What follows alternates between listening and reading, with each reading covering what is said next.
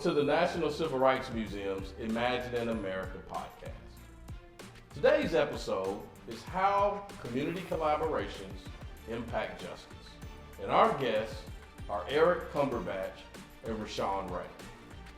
Eric Cumberbatch is the Senior Vice President of Policy and Community Engagement at the Center for Policing Equity in New York City, whose work is focused on undoing the impact of white supremacy in black communities and placing power in the hands of the most vulnerable people. He has a lifelong dedication to uplifting, organizing, and empowering people, developing creative violence prevention strategies, and improving community cohesion. Rayshawn Ray is the Vice President and Executive Director of the Air Equity Initiative. The initiative works with communities to develop approaches to mitigate the harmful effects of racial segregation and emphasizes workforce development, education, safety, and health equity in communities. As a professor at the University of Maryland and senior fellow at the Brookings Institute, his research focuses on mechanisms that create and maintain racial and social inequity. So you all are researchers and you are in the community. Tell us how that intersection plays itself out when you engage with your constituents. So I would say community members are the initial researchers. They may not have the actual title or the background in the traditional sense. But when it comes to knowing all about your surroundings, your environment, when it comes to having an understanding of how to engage in the environment, how to build the environment, community members are closest to the issues that we care about.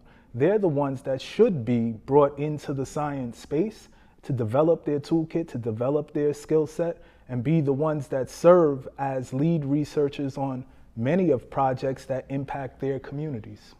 So thinking about community members, if you will, as data scientists, you as you were talking, it sort of that image came forward. Do you think of them as that way, or do you try to have members of the community think of themselves that way, or is that what role does that play? I definitely think community members should be empowered to be placed in positions of power and not be the ones that are studied, but the ones that actually are studying their community for the best.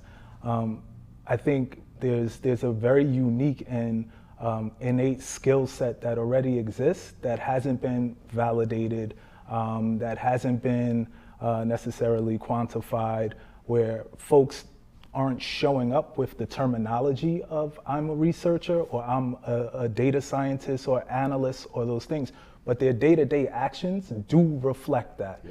And there's no one better that can give you a holistic, ecological lens, look, and understanding of their community than a lot of the brothers and sisters that are on the ground, that are resilient, and just brilliant in their way of understanding the world and coming up with solutions that actually work. Good example would be before I went to Hopkins, a lot of what I was learning in the classroom was what I was actually practicing already on the ground. I just was practicing this without the terminology, without knowing how this connects back to a more traditional, what we would envision, science field and practice. But I would say people understand their communities better than the researcher. And the traditional lens wants a certain look for a researcher, but I think we have to really acknowledge the brilliance, creativity, wisdom, and experience of people that are on the ground and lift them into the research space as well. I love that. It sounds like survivalisms and instincts and asset-based analysis, if you will, for our communities. Absolutely. And being intentional about that. And I want to turn to Rayshawn and would love for you to talk about when you think over time how we've been able to sort of call on, if you will, these skills and how that plays itself out in the work that you do, and particularly as we think about the lens of civil and human rights today. How have you seen those sort of survivalisms and those skills of people play itself out in your work? I mean, it's about resiliency. And I think it would be hard to argue, particularly in modern times, a group that's been more resilient than Black Americans in the United States. And we've always done more with less. You look at historically Black colleges and universities, for example, they were not built to survive, but yet they have, right? They came out of the fact that Black people can go to some of the places where we've worked at, some of the places where we've gotten degrees at, but yet and still they survive, and they are thriving, oftentimes producing some of the best minds that the world has ever seen.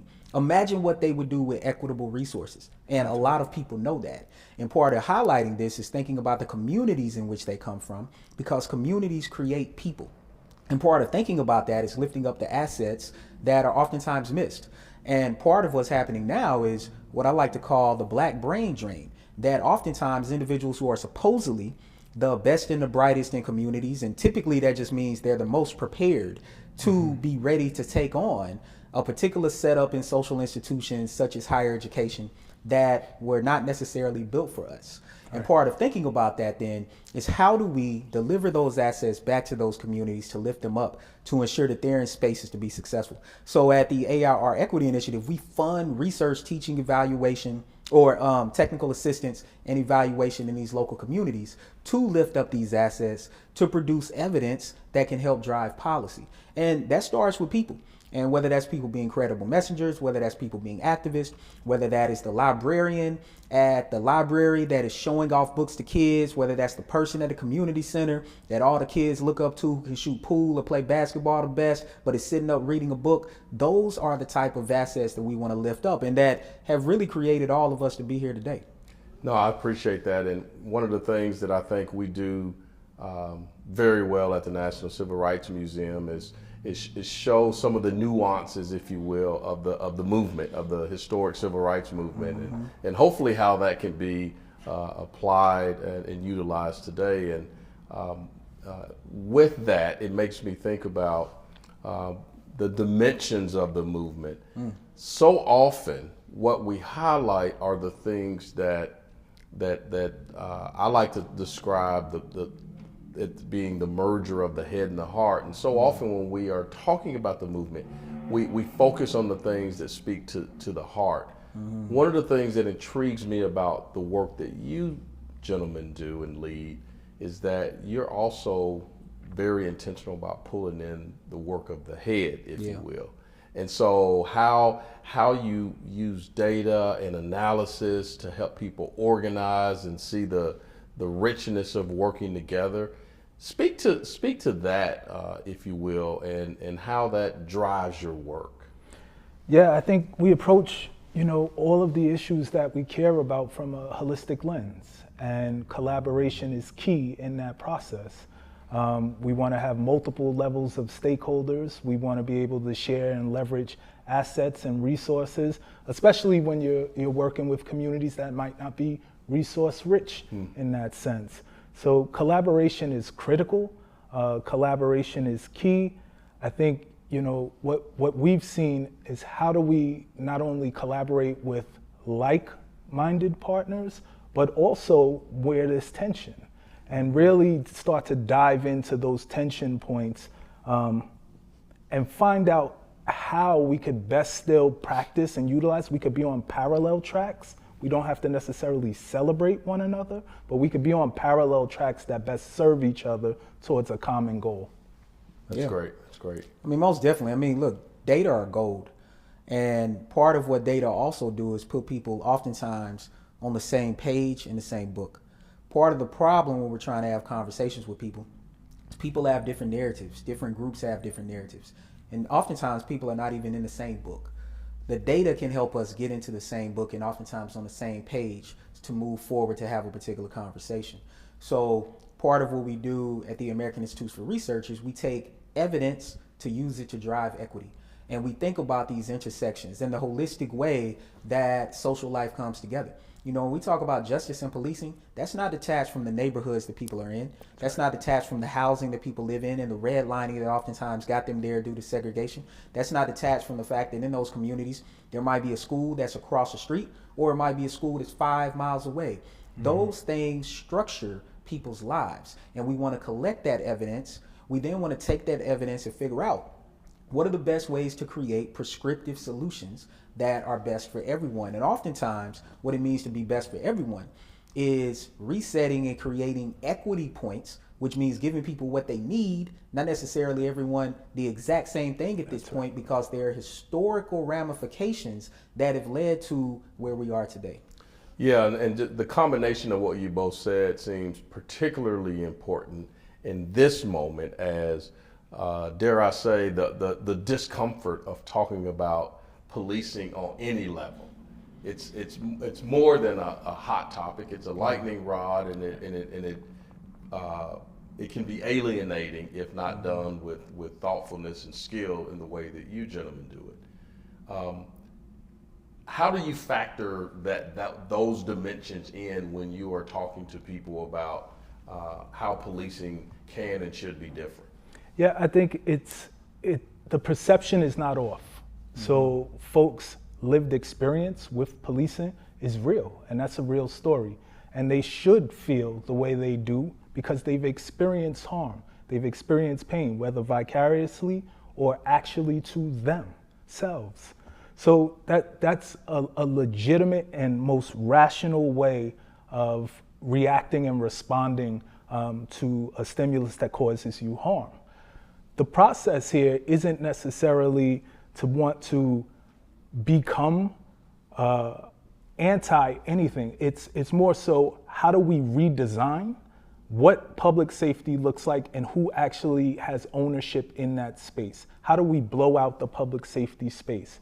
So if we look at policing as the only tool that many Black communities are given to respond to any issue, whether it's social services, whether it's health, whether it's mental health crisis, economic issues, then we have law enforcement as the responding tool that comes to us. If we blow this space out and actually start to address root causes, then you'll see a redesign of what public safety looks like, and you will have a right-sized police force that responds to its most violent crimes or its most, high-level issues, instead of quality of life issues, social service issues, being in places where they really have no need to be, and truthfully do not want to be in that space. Yeah. So that's a dimension that I think perhaps isn't always included in the conversation, is sort of thinking through, and you both do this work, which I think is just takes the knowledge to another level of understanding through the system side of from the police perspective. Excuse me. Rayshawn, could you speak to the work you've done in working with police departments and systems to help with that intersection, if you will, of how we get a better result, if you will, for society at large? Yeah, most definitely. So at the University of Maryland, where I've been a professor for over a decade, when I was the executive director of the Lab for Applied Social Science Research, we developed a virtual reality training program. And then we started to partner with Google and Jigsaw, which is a subsidiary of Google, to really make it an algorithm that when officers put on the virtual reality goggles, that there's actually an algorithm responding to them in real time based on how the officers are actually acting. And so we had to work with police departments from around the country. And not only were we working with them to collect data, to be able to examine those data for biases, for racial and gender and place-based biases, we were also priming the algorithm. Because one thing that we learned is that policing is different for different people. So part of the reason why it's a lightning rod is that people can encounter the same group of cops across town, and that interaction will be significantly different, simply based on where people live and what they look like. We know that. But explaining that to police without crime being attached to it was a problem. So we removed that element from our experimental studies. And part of what we were doing with our training process was to show officers that how they talk to people, their tone of voice, the words they use, their distance from the officers, how they stand, all plays a role in how people react to them, and that they can play a bigger role in escalation and de-escalation than they actually think. And so part of what we found, probably not surprising, is that officers oftentimes exhibit more bias towards black people and primarily black men. But this is where it gets good. We also found that if you prime officers that the person who they are encountering is not a threat and actually might be a victim, all of a sudden the racial differences go away. The problem, however, is that oftentimes we do not have those specific set of interactions, particularly as black men, that no matter where we are and oftentimes no matter what we have on, we're perceived as a threat. And that's because blackness becomes weaponized even when we are unarmed and not attacking, and the research bears that out. But part of what we've done is we also took that, started working with Congress. Anthony Brown led the legislation, and Congress ended up passing a legislation that allows for universities and primarily researchers to partner with police departments to use virtual reality for training of their local police departments. And I think it's a really good example of how you can expose discrimination and bias, but you can say there's a way to correct it, and we need to give police officers the tools in a safe environment where they can't be hurt and where they can't hurt anyone, where they can train to try to reduce those biases. No, that's really powerful, and thinking about that, I think helps us hopefully imagine that while it's certainly a journey, that there are some solutions that are that can be navigated and figured out in respective communities. I mean, I know you both do very deep work in community and community organizing and community organizers across the country. What are some of the, would you describe if there are some sort of fundamental trends that you see for folks who are in their respective communities trying to make a difference? And I will share my bias and say, as someone who's at the National Civil Rights Museum, I always reference back to the historic civil rights movement and think about some of the dynamics that happened then. Not that the ones today have to model that, but if you were sort of imagining how the current era, how that organizing plays itself out in communities today. Well, I'll dive into that. I want to touch on the current trend around organizing right now, and what we're seeing is, after the murder of George Floyd, an influx of resources, funding, and support for community-based organizations, organizers, to grow their programs to scale, to build up and actually have the tools to do the work on the ground. That was there. We move forward a couple of years later, we don't see the same funding, we don't see the same support. The people that were marching alongside of organizers and communities are not there. We watch similar atrocities occur across the country. The same energy and emotional outcry from all colors and all people is not the same. And right now we're in a space where we have organizations that have grown, that have produced results, that are quality in everything they do, but they're doing it with less and less every year. And that's the scary part in doing this work. And I think if we draw a comparison, we have very powerful individuals, we have very powerful organizations, but they're not brought to scale at the same levels, rates, and with the same amounts of funding as others. So there's always almost this, I take 3 steps forward and then now I'm right back to square one, and this piggyback back and forth, and that's what we're seeing. Sure. Yeah. I mean, to be frank, money's just dried up. And, I think there was a moment, a policy window that happened. Right. in 2020, right? That was on the heels of Trayvon Martin being killed, with the growth of Black Lives Matter movement, on the heels of Michael Brown, Eric Gardner, others that we can name. And part of what's interesting about that, to Eric's point, these organizations got created, they were getting funded. And not only has it shriveled up, but it's been a complete reversal when we look at the attack on diversity, equity, and inclusion, particularly in higher education. And it's not stopping there. It's spreading to the corporate sector, where it's already went cold for workforce. And what's important about that is that was a space where there were a lot of Black and brown people and women getting access to corporate structures and jobs they didn't previously have. And I think part of what happened, if we go back to 2020, in a sense, the match went out. I think it's like just a little bit there. And unfortunately, incidents like what happens here in Memphis with Tyree Nichols sparks that match back. And I like that analogy, because if people think about a match, sometimes it seems like it's going out and then all of a sudden it just comes back like a candle. And so we see that happening. And what I know from the research I've done, we had a large data set using Twitter data from the time Michael Brown was killed to 1 year later. It's over 30 million tweets. Big thing we found was that people who were saying Black Lives Matter, they were actually mobilizing, they were actually using that to display activism and also highlight the atrocities that were happening to Black people. Simultaneously, there was a counter movement.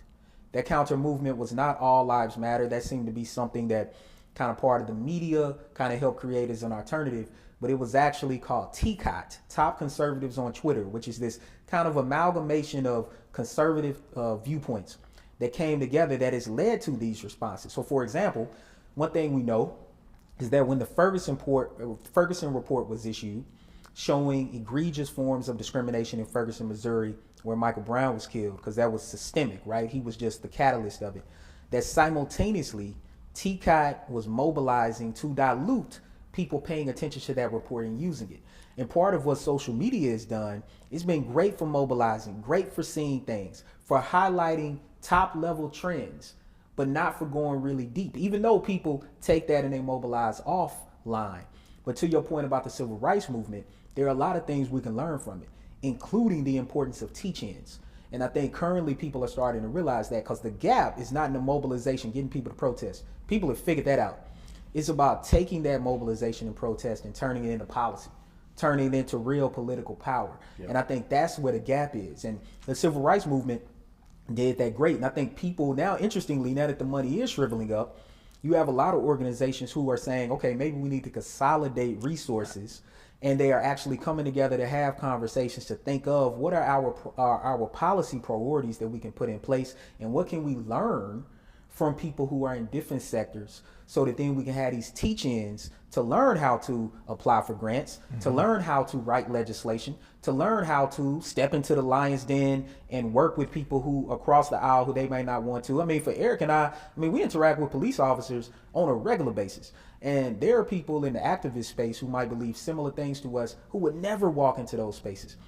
Personally, I find that problematic, because it's hard to come together and move forward unless you're willing to walk in there, but you have to be armed when you walk in there. So the civil rights movement taught us a lot. Yeah. But I do think that the current generation and the generation behind them are looking at this consciously, because an important thing that happened when Obama got elected, for a lot of the young activists today, when Obama got elected, they were children. And society, oftentimes their families, their teachers, told them racism was going away. And here they are now in their early 20s, and they're like, you all lied to us. And not only did you all lie, it got worse. And not only that, you all didn't prepare us for this moment. And that's the reason why what the National Civil Rights Museum is doing is so important, convening and bringing people together, renovating parts of the museum to not just highlight it up from the 1960s, but to not just act like that since then things have been kumbaya, but to highlight what's happened over the past 50 years or so, to say, what have we learned, what can we gather, and how do we prepare for the next 50 years to try to create racial equity in America? Yeah, well, thank you for pointing to that. And it does, but what you both said just reinforces in my mind the importance of our work. We have to shine the light on yesterday and make sure people understand and use that for context. But if we stop there, it's incomplete. The relevance wanes. focusing on the last 60 years is really essential, because people have to see themselves. They have to identify, if you will, and then they have to have reason for hope for the future, and that is part of our responsibility. Gentlemen, the work that you do is essential for our country to continue to move forward. I know you change lives every day and help people think about themselves as holders of knowledge, if you will, that can be used in a practical way. It's been a pleasure to be with you all. We appreciate everything you do. Thank you for joining us on this journey. Thank you. Thank you. Appreciate it. We encourage our listeners to subscribe to the museum's Imagining America podcast series and follow the National Civil Rights Museum on our social media platforms. Today's episode is brought to you by the National Civil Rights Museum, located at the Lorraine Motel, the assassination site of Dr. Martin Luther King Jr. It chronicles key episodes of the American Civil Rights Movement, examines today's global civil and human rights issues, provokes thoughtful debate, and serves as a catalyst for positive social change.